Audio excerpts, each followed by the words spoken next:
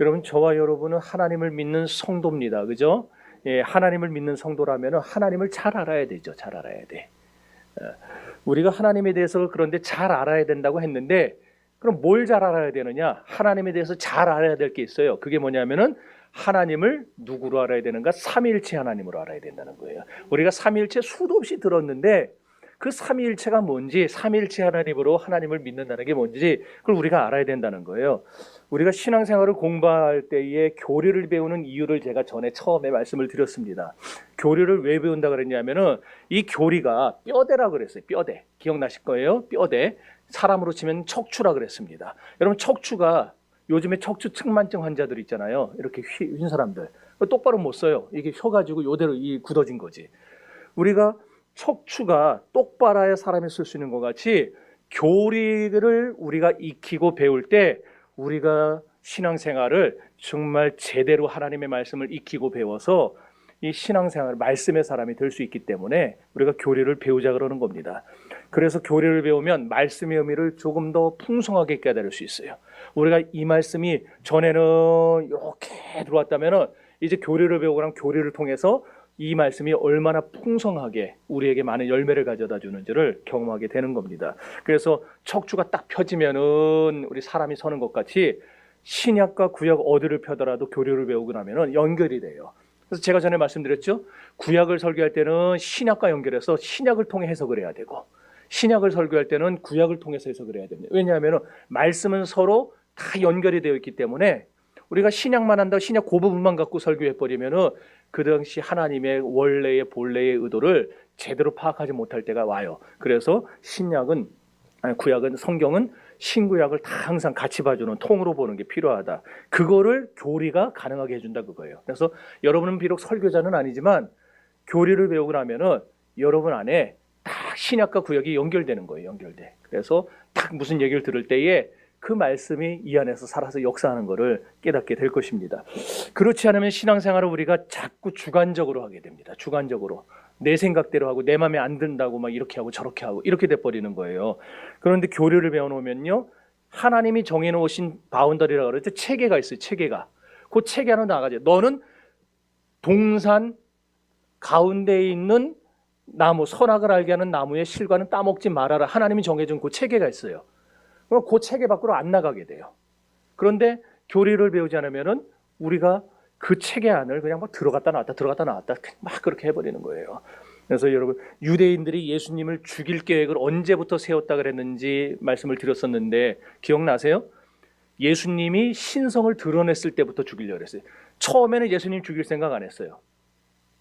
그 막 기적을 일으키고 오병이어로 막 이런 거 막 기적 일으키고 할 때는 좋아들 했잖아요. 예수님 왕으로 삼으려고 그러고 막 그냥 높여드리고 그랬는데, 예수님을 죽이려 한 때는 언제였느냐? 예수님이 소자야 내 죄사함을 받았느니라 그 말씀하셨을 때. 왜냐하면은 유대인들은 그 말을 도저히 견딜 수가 없는 거예요. 막 돌아버리는 줄 알았어요. 왜냐? 죄를 사하는 권세는 누구한테만 있다 그랬어요? 하나님한테만 있다고 알고 있었는데 어떻게 뇌가 죄를 사한다는 거냐? 그랬더니 예수님이 한술을 더 떠서 뭐라 그러냐면은 나와 아버지는 하나이니라 그랬어요. 그러니까 그때부터 유대인들이 예수를 죽일 계획을 세우니라 그랬어요. 아니, 어떻게 저게 하나님과 자기가 하나라 그러느냐? 오늘 저와 여러분을 세상 사람들이 뭐라 부르는지 아세요?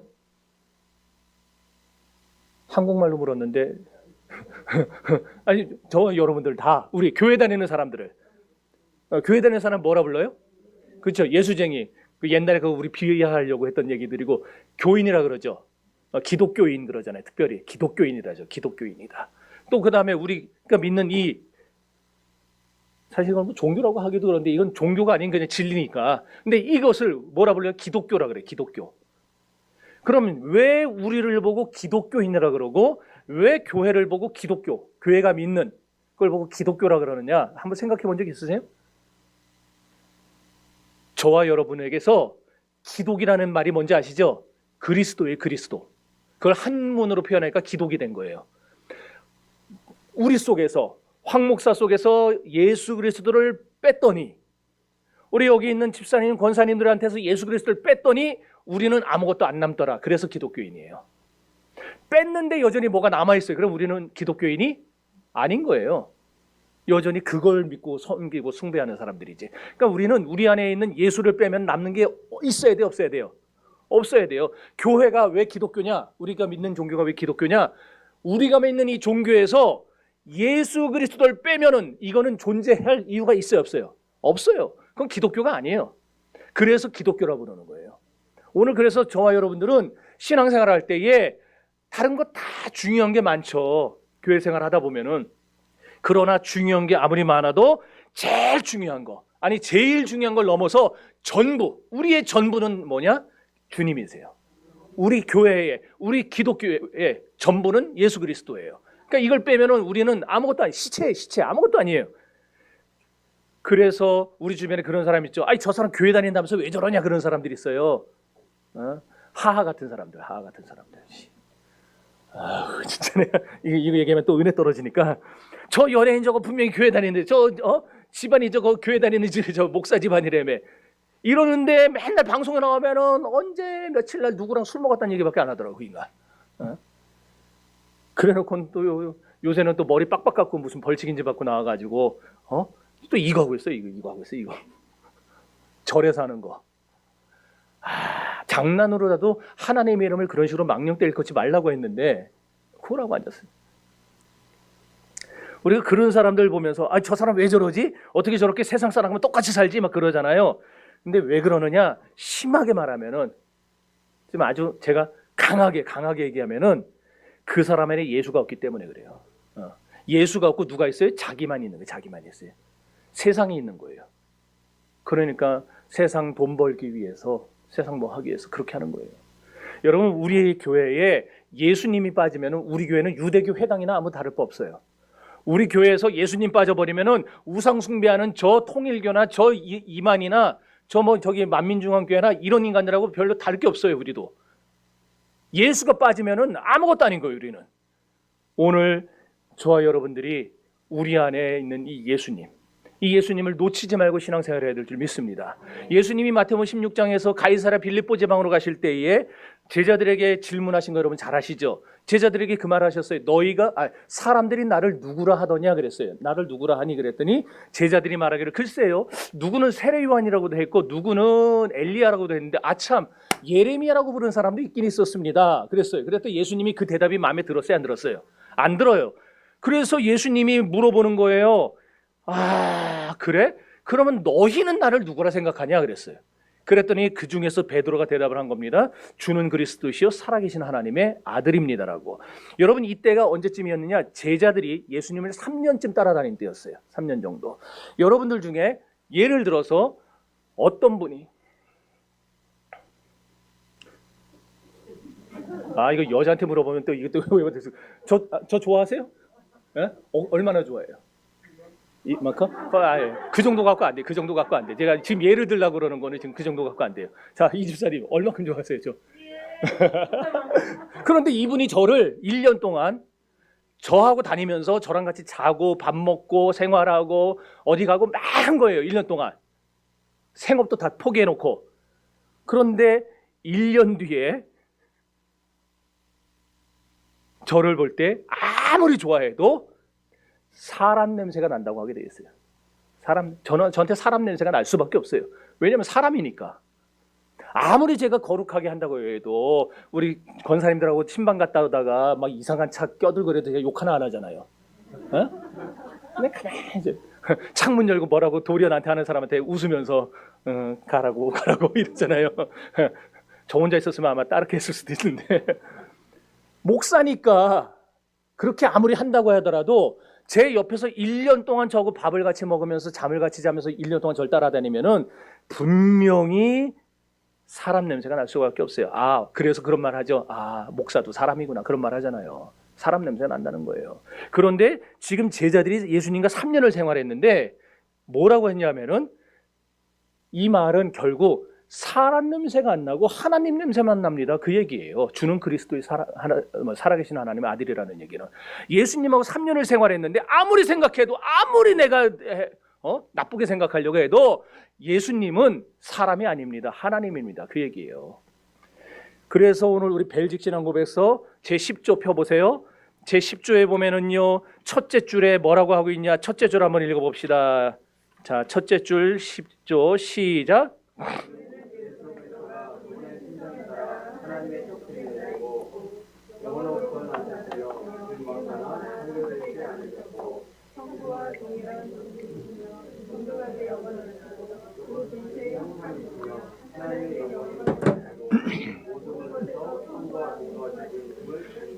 아멘. 자, 이게 15세기, 16세기의 언어라 되게 어려워서 그렇지, 결국 이 뭐냐면은 예수님은 하나님의 독생자라는 게 먼저 나왔어요. 독생자. 그 다음에 또 나온 게 뭐냐면은 예수님은 영원 전부터 나신 분이다. 이 말은 영원 전부터 존재하신 분이다. 영원 전부터 계셨다 그 말이에요. 그러다 보니까 예수님은 영원 전부터 계시려면 지음을 받은 자가 되면 돼요, 안 돼요? 안 되죠. 지음을 받으면 안 되죠. 또 누군가 창조됐다. 예수님도 창조됐다 믿으면 돼요, 안 돼요? 영원부터 계신 분이니까. 그래서 그 말을 하고 있는 거예요. 예수님은 지음을 받거나 창조되지 않은 분임을 우리가 믿습니다. 그런 거예요. 왜? 예수님이 지음을 받았어요. 예수님이 창조되셨어야 하면 예수님은 뭐가 되는 거예요? 신이 아니라 저하고 똑같은 피조물이 되니까. 나하고 똑같은 피조물이니까. 그 피조물을 우리가 믿어서 구원받을 수 있어요? 그 피조물을 믿어서 우리가 그분을 닮아갈 수는 있는데, 본받을 수는 있는데, 그 피조물을 믿는다고 우리가 구원받는 건 아니거든요. 그래서 예수님은 창조된 분도 아니고 지음받은 분도 아니고 어떤 분이냐? 영원 전부터 아버지 하나님과 성령 하나님과 함께 계셨던 분, 존재하셨던 분. 이렇게 이것이 우리의 신앙의 가장 중요한. 그래서 사도신경에도 나오잖아요. 뭐라 그래요? 사도신경에 전능하사 천지를 만드신 하나님 아버지를 내가 믿사오며 그 외아들 우리 주 예수 그리스도를 믿사오니. 예수님은 본받을 존재가 아니고 믿을 대상이라는, 믿을 대상. 그래서 베드로의 고백을 듣고 나서 예수님이 너무 좋으셨어요. 그럼 어떻게 하셨어요? 베드로에게 이야, 내 반석 위에 교회를 세우리라 그랬어요. 기억나시죠? 내 반석 위에 교회를 세우리라. 그 베드로의 반석 같은 신앙 고백 위에다가 교회를 세우겠다. 근데 천주교는 이 반석을 뭐라고 해석했느냐면은 베드로로 해석했어요. 왜냐? 베드로라는 이름이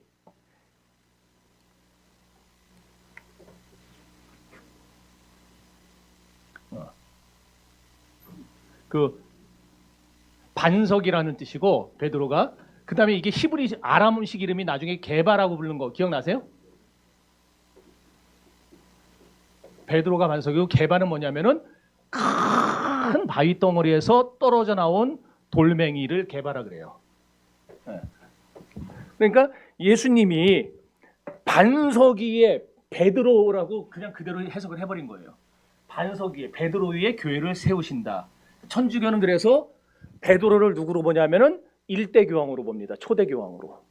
그래서 지금 있는 그 누구예요? 지금 된 교황은 그게 500 몇십 대 교황으로 이제 보고 있는 거예요.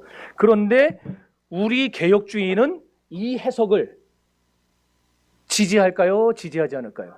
지지하지 않죠. 우리는 이 반석을 뭐로 보느냐? 베드로로 보는 게 아니라 베드로의 신앙 고백으로 보는 거예요. 베드로의 신앙 고백.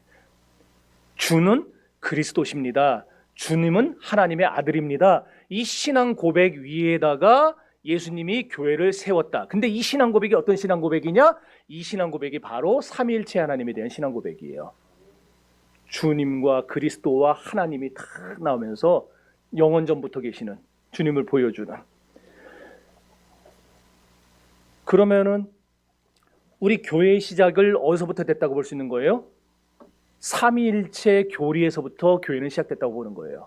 그래서 오늘날 개신교회가 삼위일체 자꾸 강조하는 이유가 그거예요. 삼위일체가 개신교회에서 빠져버리면은 교회는 처음부터 출발을 못해요. 삼위일체에서 출발했기 때문에 삼위일체를 빼버리면은 이게 출발 자체가 없어져 버리는 거예요.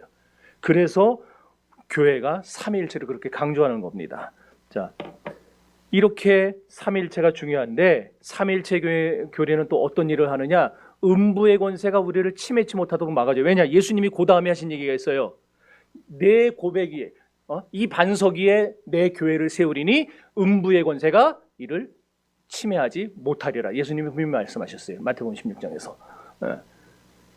그래서 우리가 삼위일체 교리는 죽을 때까지 공부해야 되는 거예요. 우리 교회에 음부의 권세가, 악한 자들의 영들이, 사단의 세력이 들어오지 못하도록 우리 교회가 그걸 다 막으려면은, 그걸 잘라내려면은 삼위일체 교리를 철저하게 우리가 익히고 공부해야 되는 거예요. 아셨어요? 예, 이거 이해도 안 되고 말도 어렵고 이거 왜 배우냐? 이거 안 배워도 옛날부터 잘 살았는데. 예, 물론 그렇죠. 잘 살았죠. 잘 살 수도, 앞으로도 잘 살 수 있어요. 안 배워도. 그러나 배워야 되는 이유는 잘 사는 게 중요한 게 아니고 내 생각대로 잘 믿는 게 중요한 게 아니라 성경대로 잘 믿는 게 중요하기 때문에. 예, 그래서 우리가 이걸 배우는 거예요. 여러분, 다시 말하지만 삼위일체 교리 무너지면요, 교회가 무너집니다. 왜냐하면 교회를 삼위일체 교리에 세웠기 때문에 마귀가, 기독교가 시작된 2000년 전부터 지금까지 마귀가 계속 끊임없이 2000년 동안 공격하는 교리가 바로 삼위일체 교리예요. 예를 들어서 여기 이제 쭉 나오기는 하는데, 여기 영혼으로부터 나셨으며 지음받거나 창조되지 않으셨고, 요게 누구를 배격하는 내용이냐면은 에비온이라고 하는, 물의 에비앙이라고 있는데 그 에비앙 생각해요. 요 에비온이라고 하는 이 사람이, 이 장로가 있었는데 뭐라 그랬냐면은 예수님은 원래 하나님이 아니고 요셉과 마리아의 진짜 인간 아들로 태어났는데, 그런데 이 예수가 커서 요한에게 세례를 받을 때에 그 세례를 받는 순간에 스스로 자각했다는 거예요. 난 이렇게 살면 안 되겠다.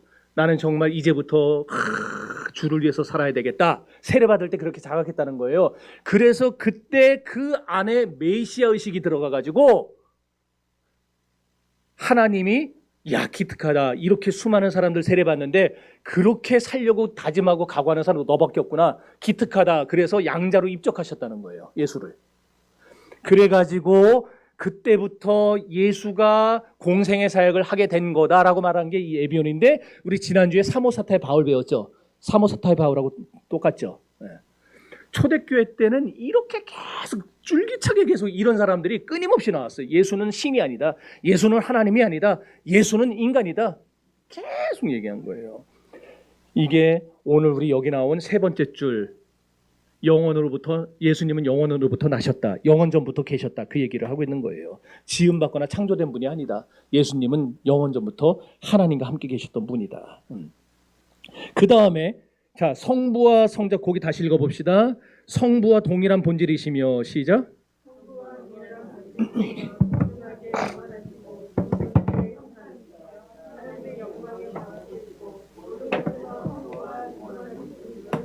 예, 요거는 누구에 대한 얘기냐면은 아리우스에 대한 얘기예요. 우리 아리우스는 지난주에도 계속 했었어요. 아리우스는 지금 끊임없이 나오죠. 매주 나와요, 매주. 아리우스는. 그만큼 아리우스가 한국 기독교에 끼친 악영향이 어마어마하기 때문에 계속 나오는 거예요. 자, 간단하게만 얘기합시다. 지난번에 계속 했으니까. 하나님은, 아리우스는 뭐냐면은 예수님이 하나님의 아들이야? 그러면 아니, 아버지가 먼저 태어나야지 어떻게 아들과 아버지가 같이 태어날 수 있느냐? 같이 날 수 있느냐? 이거예요. 그러니까 아버지가 먼저 계셨고 아들 예수는 적어도 아버지보다는 1초라도 늦게 이 세상에 계셨다. 이렇게 설명한 거예요. 합리적으로는 이해가 되잖아요. 아버지가 아들보다 당연히 먼저 계셨겠지. 저하고 제명이 어떻게 같은 날 있어요, 이 세상에. 그러잖아요. 그러면서 뭐라고 했냐면은, 만약 그 아리우스의 의견이 맞다 그러면 뭔 일이 생기느냐? 예수님은 이 세상에 단 1초라도 안 계셨을 때가 존재하게 되는 겁니다. 아버지보다 늦게 나셨으니까, 아버지보다 늦게 계시니까. 그럼 이게 왜 문제가 되느냐? 1초라도 늦게 있었다는 것은 먼저 계셨던 분의 창조물이라는 거예요. 피조물이 된다는 얘기예요. 먼저 계셨던 성부가 아들 예수를 창조했다, 지었다, 이렇게 돼버리는 거예요. 그래서 아리우스가 실제적으로 자신의 책에서 예수님을 뭐라 불렀냐면은 모든 피조물 가운데 가장 뛰어난 걸작품이다, 그렇게 불렀어요, 아리우스가. 그러니까 아리우스는 예수님을 신으로 믿은 거예요, 인간으로 본 거예요? 인간으로 본 거죠. 그걸 배격한다 이 얘기예요. 지금 우리의 신앙은, 저와 여러분의 개혁주의 신앙은 어떤 신앙이냐? 예수님을 인간으로 보는 모든 것을 다 배격한다. 우리는 예수님을 철저하게 하나님으로 본다, 이 얘기예요. 자, 만약 여러분들 그런 생각할 수 있어요. 아니, 이미 모든 개신교회가 다 삼위일체 믿는 거 아니냐? 그럼 됐지 뭐 저걸 몇 주째 얘기를 하냐? 그럴 수 있는데 아니에요. 입으로는 삼위일체를 믿는다고 하는데 삼위일체를 안 믿는 교회가 너무 많아요. 주 5세기에 펠라기우스라고 하는 장로가 또 나왔어요. 이 영국 사람이에요. 펠라기우스라는 장로가 나타나가지고 뭘 주장했냐면은 인간은 타락한 게 아니다. 아담이 선악과 따먹고 타락했다 그러는데 실제로는 타락한 게 아니다. 그래서 얼마든지 우리 안에 있는 하나님의 형상이 파괴된 게 아니기 때문에 우리도 스스로 구원받을 수 있다. 그러니까 예수를 안 믿고 교회를 기독교를 안 믿어도 우리는 얼마든지 구원받을 수 있다 그랬어요. 그랬더니 당시에 어거스틴이라는 엄청난 교부가 살던 때였어요. 바로 이단으로 정죄해 버렸어요. 그랬더니 요 사람을 따르는 사람들 중에 다른 사람이 또 나타나서 바꿨어요. 내용을 조금 바꿔요. 그걸 뭐라 부르냐? 반펠라기우스라 불러요. 그럼 펠라기우스를 반대하는 말이 아니라 반대할 반이 아니라 반반자예요. 반반자. 펠라기우스의 내용을 반을 따왔다 그거예요. 그래서 영어로는 세미펠라기안이라고 부르는데 이 반펠라기우스는 뭐냐? 인간이 하나님의 은혜로 구원을 받는다. 그래요. 받는다. 그러나 인간의 노력을 통해서도 우리가 열심히 하면 하나님이 우리에게 구원을 주신다. 이렇게 가르쳤어요. 그러니까 인간도 하고 하나님도 하고 이런 식으로. 이런 식의 내용도 나왔어요. 여러분이 아마 옛날에 어디서 어렸을 때에 이런 얘기를 들어보신 분들도 있을 텐데 우리가 열심히 좋은 일을 하고 선한 행위를 하면은 하나님이 도림을 주신다. 그래서 그런 말 있죠. 하늘은 스스로 돕는 자를 돕는다. 그 말. 그게 거기서 나온 거예요. 둘 다 인간의 주도성, 펠라기우스와 반펠라기우스가 다 이 구원의 주도성, 구원을 누가 주느냐? 하나님께 둔 게 아니라 누구에 뒀냐면 인간에게 뒀어요. 인간이 착한 일을 함으로써 얼마든지 구원받을 수 있다.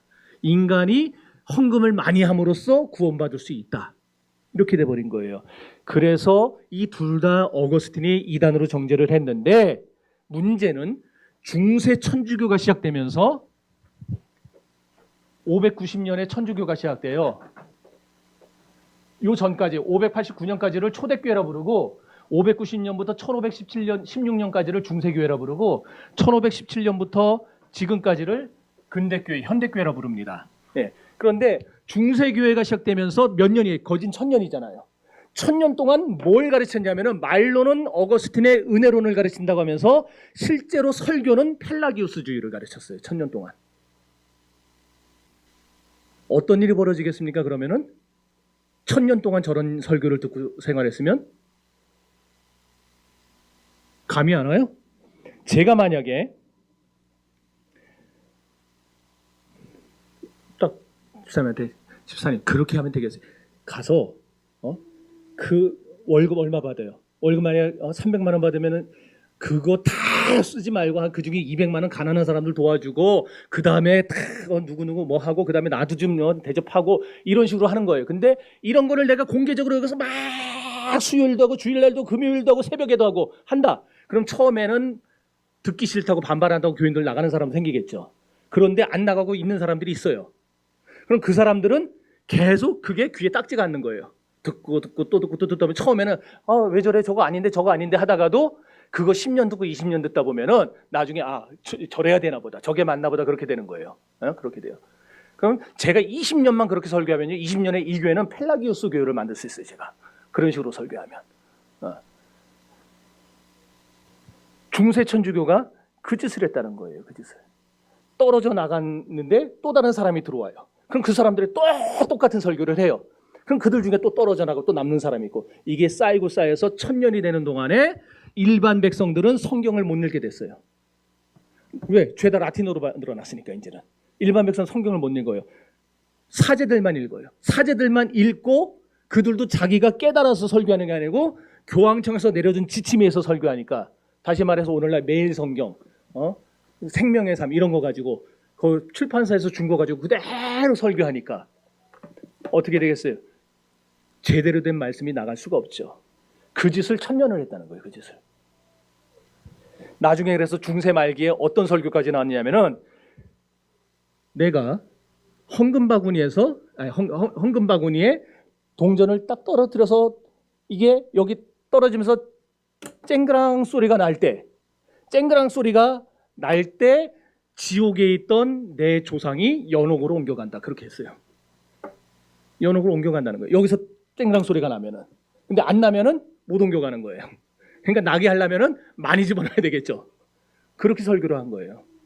그리고 나중에 연옥으로 옮겨놓은 다음에 또다시 그 조상을 위해, 아버지를 위해, 우리 아버지가 지옥 같다 생각해 보세요. 연옥에 있다 생각해 보세요. 미치죠. 빨리 우리 아버지 좋은 곳으로 모셔야 될 텐데. 그래서 또 그 죽은 아버지를 위해서 헌금을 무리를 해서 빚을 내서 또 탁 하면은 그 소리가 나는 순간 우리 아버지는 연옥에 있다가 천국으로 옮겨간다. 이게 성경 도대체 어디에 있어요? 이게 어디에 있어요? 성경에. 이걸 1000년 동안 한 거예요. 1000년 동안. 그러니까 중세천주교는 제가 첫 시간에 얘기했죠. 중세천주교가 원래 본뿌리가 아니고 우리 개혁주의가 뿌리였는데, 바울에게서 시작된 개혁주의가 뿌리였는데, 바울이 분명히 말하잖아요. 오직 의인은 믿음으로 말미암아 산다. 믿음으로 사는 거지. 은혜로 우리가 구원받는 거지.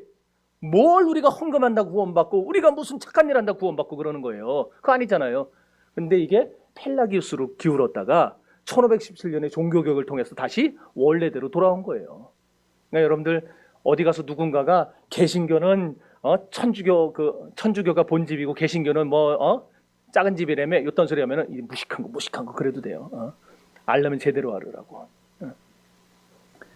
근데 심각한 거는요, 오늘날 한국 교회 안에 이런 식으로 설교하는 교회들이 있다라는 거예요. 그러니까 실제로는 예수 그리스도는 하나님이 아니고 피조물이라는 아리우스를 따르고 착한 일을 많이 해야 구원받는다는 펠라기우스주의를 따라요. 그런 교회들이 숱하게 많아요. 그래서 우리가 교리를 배워야 되는 거예요. 왜? 내가 그런 거에 빠지면 안 되잖아요. 여러분들이 그런 교회 싣고 다니고 엉뚱한 거 그렇게 믿다가 나중에 남들 다 천국 가는데 자기만 엉뚱한 데 가면 안 되잖아요. 우리가 잘 알아야 돼요. 상황이 이런데도 한국교회 교인들은요, 교리를 잘 안 배워요. 등한시해요. 이런 반펠라기우스주의가 여러분도 아마 아시는 분 많을 거예요. 한국교회 안에 엄청나게 힘을 합쳤던 적이 있었어요. 그때 지우개 어디 간 거야? 어디 갔어요? 지우개?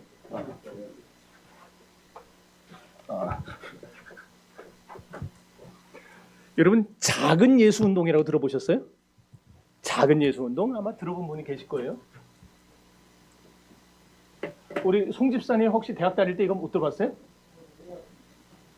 1990년대까지 어마어마한 한국교회에 대학가 중심으로 해서, 저 대학 다닐 때 이게 뭐냐면은 예수님 말은 되게 좋아요. 이게 예수 그리스도라는 약자예요. 예수님처럼 살자예요. 예수님처럼 살자. 얼마나 좋은 내용입니까? 예수님처럼 살자 그러니까. 그런데 요게 예수님처럼 살자 그래서 뭘 말했냐면은 예수님을 닮아가라는 노력이 우리 신자에게 있어야 돼요, 없어야 돼요? 있어야죠. 예수님을 날마다 닮아가야죠, 우리가. 그런데 요게 예수님처럼 살자고 말은 하는데 나는 구원을 받은 사람일까라는 질문은 하지 않아요. 당신 구원받았습니까? 정말 구원받았습니까? 무엇 때문에 구원받았습니까? 우리는 구원받았다고 말할 때 뭐라고 해야 돼요? 예수 그리스도를 믿음으로, 그분의 은혜로, 그분의 십자가 보혈로 구원받았습니다라고 말을 해야 돼요. 근데 그걸 건드리질 않아요.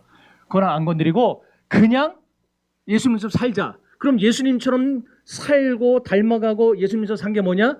가난한 사람들, 소외받는 사람들, 억울한 사람들한테 들어가서 그들을 도와주고 그들을 잘 이렇게 다독여주고 대접해주고 하면은 그게 바로 예수의 삶이다. 그럼 예수의 삶을 살았으니 나는 어떤 사람이냐? 자동적으로 나는 구원받은 사람이 되는 거예요. 그러니까 나는 예수를 안 믿어도 예수 그리스도를 내가 정말 그분의 십자가를 믿느냐 안 믿느냐 확인을 안 해도 예수처럼 가난한 사람들 사이에 들어가서 그들을 돕고 섬기고 사랑하면 나는 당연히 구원받은 거다. 이렇게 시작이 된 게 작은 예수 운동이에요. 이게 한국 교회에 엄청나게 힘을 맞췄던 때가 있었지. 이게 어디서 나온 거냐? 펠라기우스주의인데 이게 펠라기우스주의예요. 근데 여러분 이게 어디서 나온지 아세요? 이 개념이? 불교의 성불하세요 거기서 나왔어요. 성불하세요에서 스스로 깨닫고 도를 깨닫고 부처가 되라고 하잖아요. 불교는 자기가 도를 깨달아서 부처가 되는 거예요. 아, 모르시나 보구나. 불교를 다닌 적이 없어서. 맞아요. 제가 연구한 바른 거예요. 혹시나 틀렸으면 얘기해 주세요. 나중에 내가 또 수정할 테니까. 그러면서 제가 만난 승려들 보면 꼭 인사할 때 갈 때 그러더라고요. 성불하세요. 성불하세요 그러더라고요. 부처 되라는 얘기예요. 근데 이 개념을 기독교 인본주의자들이 교회로 끌고 들어와가지고 저거를 작은 예수가 되세요라고 만들기 시작한 거예요. 작은 예수가 되세요. 그걸 모르고 많은 교회들이 우와 진짜 좋은 말이다. 그래서 막 갖다 쓴 거예요. 왜 갖다 썼겠어요? 알면 갖다 썼겠어요? 당연하지. 모르니까 갖다 쓴 거예요. 알면 누가 갖다 써요 저거를. 정신 나간 목사지. 모르니까 갖다 쓴 거예요. 왜 모르겠어요? 교리를 안 배웠으니까. 교리를 통해서 이게 진짜냐 가짜냐 점검을 안 했으니까 그냥 이거 정말 좋다. 전도 프로그램도 와 이거 진짜 좋다. 이러면 그냥 막 생각도 안 하고 갖다 쓰는 거잖아요. 요즘에 막 사람만 많이 모으면 된다 그러면서 이렇게 돼버린 거예요. 한국교회가. 찬송가에 주님의 마음을 본받는 자 이런 찬송이 있어요. 그러다 보니까 우리가 자꾸 헷갈리는 사람이 있어요. 예수님을 닮아가야 된다는 거 아니냐? 당연히 닮아야죠. 우리가 예수님 믿는 사람이면 당연히 닮아야죠. 그런데 우리는 예수님을 닮아가는 게 목적이 아니고 예수 믿고 구원받는 게 목적이에요. 우리는 구원받아야지. 닮아서 뭔 소용이 있어요. 구원 못 받으면. 그리고 거듭나면요. 당연히 안 닮으려고 해도 닮게 되어 있어요. 그렇지 않겠어요? 자연히 그 사람은 예수님으로 인해서 구원받았다. 예수님으로 인해서 거듭났다. 성령이 내 안에 들어서 나를 거듭나게 하셨다. 그럼 그 사람은요. 누가 가르치지 않고 시키지 않아도 자연히 구원받은 자의 모습들이 나오게 되어 있어요. 예를 들어서 어저께 이번 주 신방했는데 준혁이 제가 전엔 몰랐어요. 마스크 쓰고 다녀갖고 근데 어저께 마스크를 벗고 처음으로 애들을 본 거예요. 제가 그랬더니 그 얼굴에서 부목사님 얼굴이 나오고 그리고 저기 들어오네. 그리고 구집사님 얼굴이 나오더라고요. 희한해요. 희한해. 와, 얼굴이 다 들어있네. 내가 말을 안 했는데 놀래가지고 야, 그전에 마스크 다 쓰고 다니니까 애가 눈매만 보여가지고 안 닮았는데 이랬거든요. 근데 진짜 똑같다 생각이 들었어요. 그리고 양찬모 집사네 애들 시온이 시아 걔네도 마스크 벗은 거 처음 봤어요. 제가 가가지고. 근데 이 집 딸들도 딱 보니까 거기에 딱 아빠 얼굴이 딱 들어가 있어요. 자, 그러면은 쟤네들이 준혁이나 시온이나 시아가 또 이제 앞으로 또 가수네가 진짜 마스크 벗은 얼굴 보면 또 느낄 텐데 걔네들이 아빠를 억지로 닮으려고 그러고 할아버지를 닮으려고 그래서 그렇게 닮아간 건가요? 아니, 그냥 구집사님은 아들로 태어나고 양집사님 딸로 태어나니까 닮은 거예요. 그냥 우리도 하나님의 아들이 되고 예수 그리스도에 대해서 구원받고 성령으로 거듭나면 우리가 닮으려고 난리를 안 쳐도 닮아가게 되어 있어요. 네.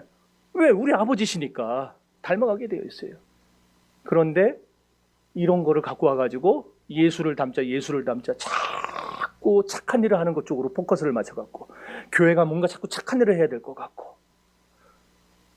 교회의 진짜 본질은 뭔데? 내 죄를 용서받고 구원받는 건데 그걸 생각 안 하고 맨날 착한 일 하자만 한 거예요. 그러니까 여러분 작은 예수가 되려고 하지 말고 우리는 어떤 사람이 돼야 되느냐? 거듭나야 됩니다. 뭘로 거듭나요? 물과 성령으로 거듭나야 되는 거예요. 우리는 세례 다 받았잖아요. 이제 성령으로 거듭나고 하나님의 자녀가 되는 거. 예수님 우리가 본받을 교사가 아니에요. 예수님 우리를 죄에서 구원하실 구세주이시지 우리가 본받을 분이 아니에요. 삼위일체 교리를 믿고 배워야 이게 확립이 된다는 겁니다. 그래서 이거를 우리가 제대로 알아야 베드로처럼 주는 그리스도시요 살아계신 하나님 아들입니다라는 고백이 우리 입에서도 나오는 겁니다. 여러분 그래서 제10조 맨 처음에 다시 읽어봅시다. 우리는 예수 그리스도가 시작. 됐어요. 처음부터 뭘 얘기해요? 신성을 얘기하고 있는 거예요. 신성. 예수님은 신이다 얘기하고 있는 거예요. 본받아야 될 교사가 아니라는 거예요. 그 다음에 계속 읽어보세요.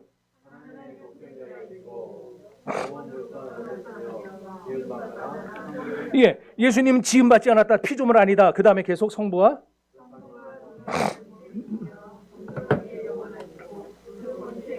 예, 예수님은 영원전부터 아버지와 똑같은 본질을 갖고 계셨던 하나님이시다 그 말이에요. 예수님은 누군가로부터 탄생된 피조물이 아니라는 겁니다. 다른 말로 하면 시작과 끝이 없다는 거예요. 그래서 예수님이 뭐라 그래요? 당신을 가리켜서 나는 알파요 오메가라 그러잖아요. 나는 시작이요 처음과 나중이라 그러잖아요. 예수님은 시작도 없고 끝도 없는 분이에요. 예. 자, 그 다음에 그래서 이 내용이 이제 첫 번째 문단 네 번째 줄 하나 둘 셋 넷 성부와 동일한 본질이 그건데 우리 읽었죠? 예, 읽었는데 두 번째 문단 읽어봅시다. 그분은 시작.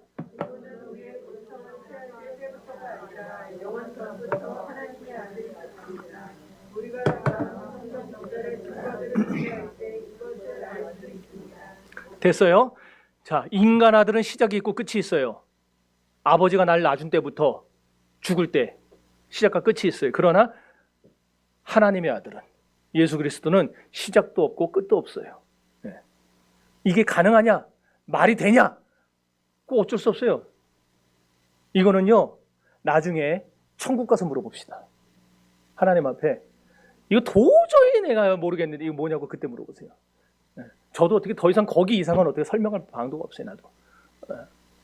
이제 성경을 한번 우리가 증거들을 찾아봅시다. 성경의 증거들을. 성경에 예수님이 하나님이라는 증거는 수도 없이 많은데 벨직 신앙 고백서는 대표적으로 6가지를 얘기해요. 6가지. 그래서 첫 번째 증거는 창세기 1장 1절. 다 외우죠. 이거는 그냥 외워봅시다. 찾지 말고. 창세기 1장 1절. 시작. 태초에 하나님이 천지를 창조하시니라. 거기 나온 태초에라는 말, 하나님이라는 말이 복수를 썼어요. 단수가 아니고. 네. 그래서 창세기 1장 1절부터 하나님은 성부, 성자, 성령으로 계신다라는 것을 여기서 언급을 하셨어요. 두 번째 증거는 요한복음 1장 1절에서 3절입니다. 요한복음 1장 1절 찾아보세요.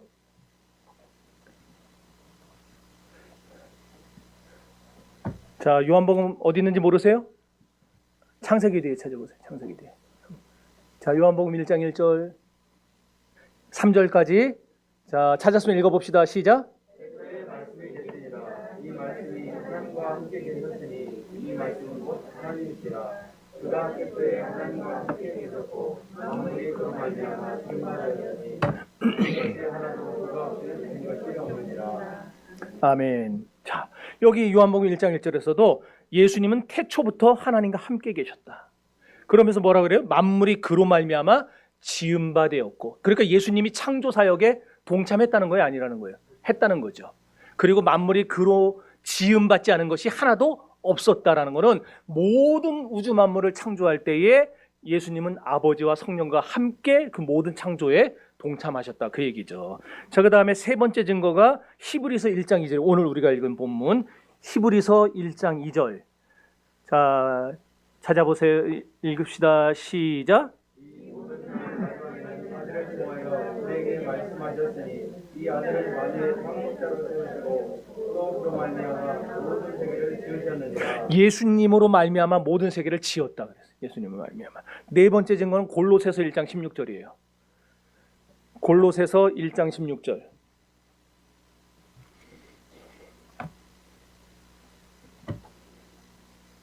찾았습니까?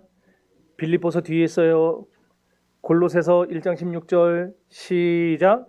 만물이 계획보다 창조되되 하늘과 땅에서 보이는 것들과 보이지 않는 것과 혹은 왕권이나 특권이나 권세들이나 만물이 다 그로 말미암아 그를 위하여 창조되었고. 자, 만물이 다 그로 말미암았다.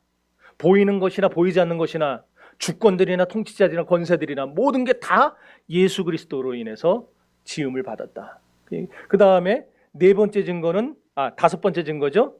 이것만 해도 네 가지만 해도 충분한데 벨제 신앙 고백서는 두 가지를 더 추가해요. 구약에서 하나, 신약에서 하나.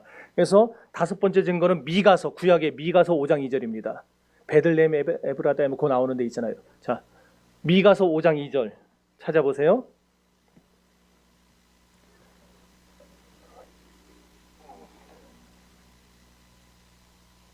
찾았습니까? 자, 읽으세요. 미가서 5장 2절 시작.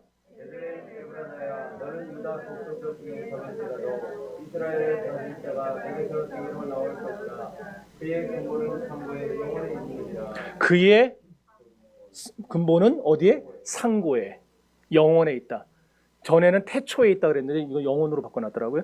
그의 근본은 태초에 있다. 그러니까 시작을 알 수 없다 그 얘기예요. 그 다음에 여섯 번째 증거 히브리서 7장 3절로 가보세요. 히브리서 7장 3절.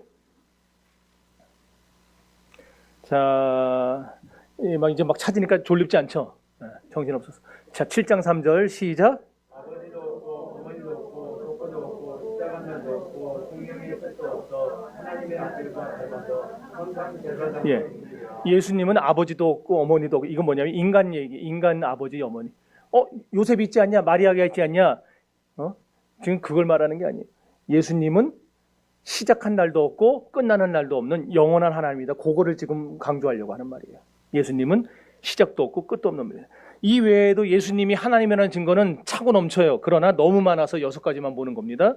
이제 다 같이 그분은 아까 두 번째 문단 처음 읽어봤었죠. 자, 그다음 거기서 두 번째 문단에서 자, 모세는 거기서부터 읽어봅시다. 셋째 줄. 모세는 하나님이 시작. 모세는 하나님이 세상을 창조하셨다고 말합니다. 히브리 선지자는 하나님이 예수 그리스도로 말미암아 모든 행위를 지으셨다고 말합니다. 또한 사도 바울은 하나님이 예수 그리스도로 말미암아 만물을 창조하셨다고 말합니다. 그러므로 하나님 아들 예수 그리스도라고 불리시는 분은 만물을 주로 말미암아 창조할 때이 진리를 반드시 따라옵니다. 예, 됐어요. 이렇게 바울도 그 다음에 히브리서 기자도 모세도 다 얘기하는 이 증거들을 보면은 결국 우리가 하나님으로 부르고 말씀이라 부르고 아들이라 부르고 예수라 부르는 이분은 결국 누구냐? 만물을 창조하신 바로 그 하나님이다. 이걸 지금 여기서 얘기를 하고 있는 거예요. 그래서 요한복음 1장 14절에 보면은 말씀이 육신이 되어 우리 가운데 거하심에 우리가 그분의 영광을 보니 아버지의 독생자의 영광이 충만하더라. 그 안에 충만하더라 그랬어요. 예. 아버지의 독생자라 그랬어요. 또 우리가 잘 알고 있는 요한복음 3장 16절 여러분 다 외우시는 거잖아요. 하나님이 세상을 이처럼 사랑하사 독생자를 주셨으니 그랬어요. 독생자. 자, 그 독생자라는 거는 뭐냐면은 이게 자꾸 독생자라는 것 때문에 우리가 예수님을 그런 얘기들이 나온 거예요. 하나님보다 좀 늦게 태어나지 않았을까 그런 거 하는데 독생자라는 말은 하나님과의 관계를 말하는 거예요. 관계 그냥. 특수한 관계를 표현하는 거예요. 그래서 하나님이 우리가 이렇게 성경을 잘 이해할 수 이런 어려운 말들에 이해 잘 안 되잖아요. 이해가 안 되니까 우리가 이해할 수 있는 언어로 성경을 기록했다. 계시를 주셨다. 제가 처음에 얘기했는데 기억나세요? 우리가 이해할 수 있는 언어. 예를 들어서 내가 나의 의로운 오른손으로 너를 구원하리라. 이거 보셨죠? 성경에 이사야서에. 그럼 하나님이 오른손이 있다는 얘기예요? 분명히 성경에 그랬잖아요. 나의 의로운 오른손으로 너를 구원하리라 건지리라 그랬잖아요. 그럼 하나님 오른손이 있어야 될 거 아니에요. 근데 잘 생각하세요. 자, 있어요 없어요 하나님이? 이것도 또 투표 붙여야 돼요. 왜 이래? 있어요 없어요? 왜 없어요? 영이시니까. 하나님은 육이 아니고 영이세요. 영에 무슨 오른손이 있고 왼손이 있어요. 근데 왜 오른손으로 너를 구원하리라 그랬냐? 우리가 알 수 있는 말로 표현하려고. 우리는 히브리 사람들의 사고방식에서는 제가 한번 설교했었는데 철야 때 오른손이라는 것은 구원을 말하고 능력을 말해요. 그러니 하나님이 주님의 특별한 능력으로 나를 붙들어 주시고 도와주시고 구원하신다는 걸 강조할 때에 내가 나의 의로운 오른손은 너를 구원하리라 붙들어 주라 그렇게 사용하시는 거예요. 그래서 우리에게 그 오른손이라는 표현을 쓴 거예요. 원래 하나님은 오른손이 없는데 그 표현을 쓴 거예요. 오른손에 있으면 오른발도 있고 오른다리도 있고 다 있겠죠. 없어요. 또 하나, 하나님은 불꽃 같은 눈으로 우리를 감찰하신다 그랬어요. 그럼 하나님이 눈이 있다는 거예요, 없다는 거예요? 왜 없어요? 똑같죠? 영이시니까 없는 거예요, 영이시니까. 만약에 하나님 불꽃 같은 눈이 있으면 하나 갖고 되겠어요? 전 세계를 다 봐야 되는데 한 사람당 한 사람씩 봐야 될 거 아니에요. 그러면은 70억 개가 이렇게 달려 있어야 되는데 눈이. 그럼 우리가 이해할 수 있는 언어로 하려다 보니까 눈이란 표현도 쓰고 손이란 표현도 쓰고 그렇게 한 거라는 거예요. 그렇게 계시를 하나님이 너무 어려우니까 우리를 좀 쉽게 가르쳐 주려고 이걸 썼다. 또 하나, 노아 시대에 하나님이 노아 때 사람 만드신 것을 후회하셨다 그랬어요. 기억나죠? 사람 만드시고 후회하시고 지면에서 사람 쓸어버리기로 작정하셨다. 그 다음에 사울 때도 사무엘에게 그랬어요. 내가 사울을 왕 삼은 것을 후회하노니 그랬어요. 그럼 하나님은 후회하시는 분이냐? 하나님이 후회하신다 그러면 뭐예요? 우리랑 똑같아요. 우리랑. 저 후회 자주 하거든요. 뭐 해놓고 아씨 괜히 했다 그러고 안 할 걸 후회해요. 그럼 하나님도 나와 똑같나? 그건 아니잖아요. 그럼 하나님이 후회한다는 표현은 뭐예요? 이거 만약 하나님이 후회하신다는 걸 인정하면은 어떤 문제가 생겨요? 두 가지 문제가 생겨요. 하나님의 전지하심의 문제가 생겨요. 그러잖아요. 하나님은 모든 걸 다 아시잖아요. 다 아시는 분인데 후회할 걸 몰랐을까? 후회했다는 건 뭐예요? 몰랐다는 얘기잖아요. 그러니까 하나님의 전지하심의 문제가 생겨요. 또 하나, 하나님의 신실하심의 문제가 생겨요. 왜? 하나님은 어제나 오늘이나 영원토록 동일하시고 하나님은 변개치 아니하시고 하나님은 늘 같은 마음 우리를 사랑하시고 아끼시는 분인데, 그런데 하나님이 요때는 사랑해서 선택하고 요때는 꼴보기 싫다고 후회하고 버리고, 그럼 하나님은 신실하지 않은 게 돼버려요. 그럼 우리가 부르는 찬양이 다 가짜예요. 오 신실하신 주 내 아버지여, 다 뻥이 되는 거예요. 그러면은. 그래서 하나님이 후회하시는 분이다, 이것도 우리가 이해할 수 있는 인간의 언어로 표현하려다 보니까 그렇게 하시는 거고. 예. 아시겠죠? 예. 또 하나, 하나님이 보좌 우편에 앉아 계신다 그랬어요. 보좌 우편. 그러면은 힘들어요. 하나님이 영이시잖아요. 또 무소부재하다 그랬잖아요. 다 들어봤죠? 무소부재. 안 계신 곳이 없다는 얘기예요. 무소부재는. 또 편지하시다라는 것도예요. 편재. 온 땅에 편지하시다, 편만하시다. 이거는 모든 곳에 다 계신다란 말이에요. 그러면 하나님이 무소부재하고 편지하신 분이다, 안 계신 곳이 없는 분이다, 모든 곳에 계신 분이다. 그러면 하나님 보좌 우편에 앉아있다 그러면 도대체 어디 있는 하나님 우편에 앉은 거냐 이거예요. 어디 있는 하나님 우편에.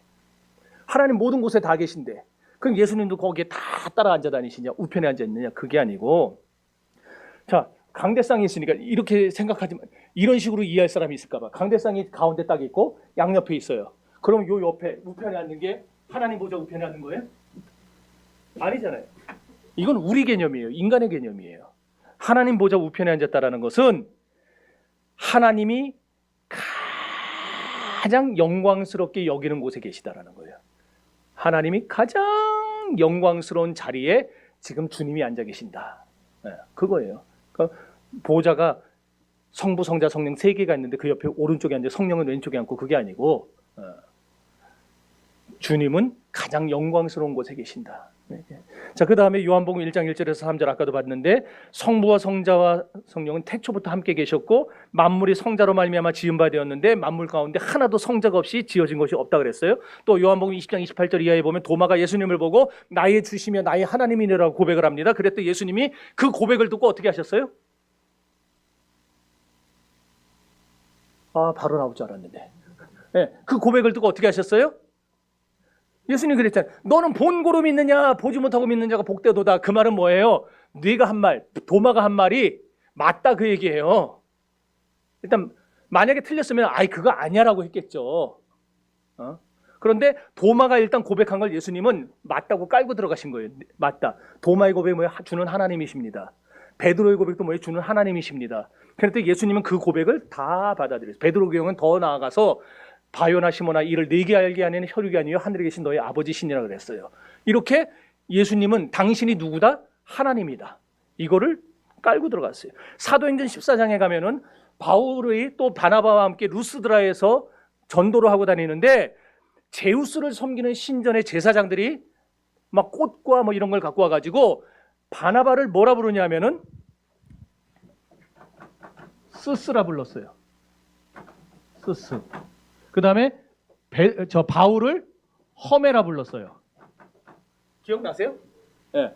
스스는 제우스를 말하는 거고 허메는 헤르메스 있잖아요. 신발에 여기 날개 달려갖고 막 전령하는 그 그리스 신 그걸 말하는 거예요. 그러니까 가만히 보니까 저 바나바는 등치도 좋고 근엄하게 생겨가지고 야 제우스 신 같다 이런 거고 바울은 얍살해가지고 가냘프고 이렇게 하니까 바울은 그 빨빨거리고 돌아다니면서 말 전하는 그 전령 같다 이래서 허메라 부른 건데 이렇게 했을 때에 바나바와 바울이 어떤 반응을 보였는지 기억나세요 혹시? 사도행전 14장에서 알고 있네요. 옷을 찢고 막 난리를 쳤어요. 막 소리를 지르면서 사람들아 어찌하여 우리를 신으로 섬기느냐 우리는 너희와 같은 사람이라 그랬어요.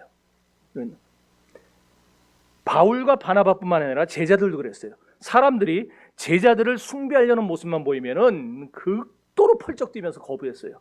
우리는 너희가 섬길 신이 아니다. 우리 하나님이 아니다. 그런데 예수님은 어때요? 베드로가 고백하고 바울이 누가 고백하고 다 할 때마다 네 말 맞다, 네 말 맞다 그러셨다는 거예요. 이걸 보고 C.S. 루이스라고 하는 20세기 최고의 기독교 변증학자가 있어요. 이분이 책에서 뭐라고 썼냐면은 재밌는 말을 썼어요. 우리 주님은 사기꾼이든지 아니면 진짜 하나님이다. 왜 그렇게 썼느냐면은 그 밑에 베드로와 도마의 고백을 들으시고 내 말이 맞다. 나는 하나님이다라고 말씀하신 예수님은 그 말씀대로 진짜 하나님이시든지 아니면은 온 세상 사람들 상대로 사기치신 사기꾼이든지 그거다. 그런데 그러니까 예수님을 신으로 믿든지 우리는 아니면은 사기꾼으로 보고 믿지 말아야 할 것인데 그분이 하신 일을 보고 그분이 하신 일의 결과를 보면은 야 이거는 어떻게 빼도 박도 못하고 다 진짜 이분은 신이 분명하다. 그러니 우리는 예수를 반드시 믿어야 된다. 이렇게 결론을 냈어요. 참, 어떻게 그런 말을 썼는지 내가 썼어야 되는데 예수님은 하나님이시든지 사기꾼이든지 디도서 2장 13절에 복스러운 소망과 우리의 크신 하나님 거의 다 끝났어요. 이제 다 끝났어요. 잼만 참으세요. 우리의 크신 하나님 구주 오늘 늦게 시작한 것 때문에 이런다는 거 아시죠? 네, 저 절대 제가 길게 하는 거 아니에요. 평소대로 똑같이 하는 거예요. 네. 복스러운 소망과 우리의 크신 하나님 구주 예수 그리스도의 영광이 나타나심을 기다리게 하셨으니 여기도 보면은 성자 예수님을 성부 하나님과 모든 면에서 동등한 분으로 표현하고 있어요. 그리고 요한복음 17장 5절에도 아버지여 창세전에 내가 아버지와 함께 가졌던 영화로서 지금도 아버지와 함께 나를 영화롭게 하옵소서. 창세전에 아버지와 함께 가졌던 영화로서 예수님은 창세전에 아버지와 함께 존재하셨다라고 선포하고 계시는 거예요. 그리고 앞으로도 나를 영화롭게 하옵소서. 이것은 나중에 아버지와 함께 아버지가 받을 영광을 똑같이 나도 받는다. 그 얘기를 하고 있는 거예요.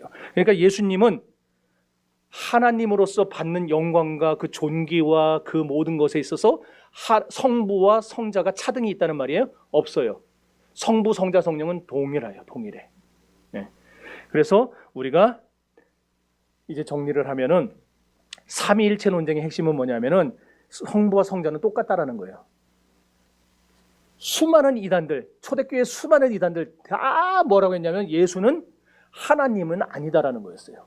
그런데 우리 개혁주의는 기독교는 뭐였냐면 무슨 소리냐 예수님은 하나님이다 이거였고 요 두 가지가 계속 싸워서 이게 381년에 일단락이 돼요. 콘스탄티노플에서 일단락이 되면서 예수는 하나님이요 하나님의 아들이다라고까지 정리가 됐어요. 그런데 그 다음에 또 200년 동안 뭐 갖고 싸우냐면은 성령은 하나님 아니다 그거 갖고 싸워요. 또 좋다 내가 예수는 봐준다 근데 성령은 도저히 아니다 이거 갖고 싸우는 거예요. 그러다가 나중에 451년 넘어서 칼케톤에서 예수는 하나님이요 하나님의 아들이고 성령도 하나님이시다가 정리가 되는 거예요. 그래서 기독교 초대교회의 500년 역사는 전부 무슨 싸움이냐 삼위일체 싸움이었어요. 그러니까 삼위일체를 빼면 기독교는 없는 거예요. 그래서 아까 그 얘기를 드린 거예요. 삼위일체 빼면 기독교 없다. 이렇게 중요한 거를 오늘날 교회들이 안 가르친다는 거예요. 안 가르쳐요. 여러분 예수님을 하나님으로 아는 것이 하나님을 바르게 하는 것입니다. 이제 이렇게 성부와 성자와 성령이 동등하다는 것이 확립되면 성자는 우리의 모델이 아니에요. 이제 더 이상 성자는 우리가 본받아야 될 대상이 교사가 아니에요. 성자는 누구예요? 하나님이에요. 우리의 구세주예요. 그러니까 우리는 예수 믿고 구원받아야지 예수 본받는 게 아니에요. 아셨죠? 네. 그러니까 우리가 기도할 때 예수의 이름으로 기도하는 거 아니에요. 왜 예수 이름으로 기도해요? 예수님이 우리의 구주시니까, 우리의 주인이시니까 그분의 이름으로 기도하는 거예요. 만약에 예수님이 사람이라면 우리가 왜 그분의 이름으로 기도합니까? 그냥 내 이름 집어넣어서 황 선배 이름으로 기도합니다 그러지. 그러잖아요. 또 이거 했다고 어디 가서 또 이상한 소리 했다고 이단이나 그런 소리 하지 마세요. 네. 이제 여러분 이 한 주간 참되고 영원하신 하나님, 우리 주 예수 그리스도를 향한 바른 신앙 고백으로 하나님께 영광을 돌리며 사시기를 주의 이름으로 축원합니다.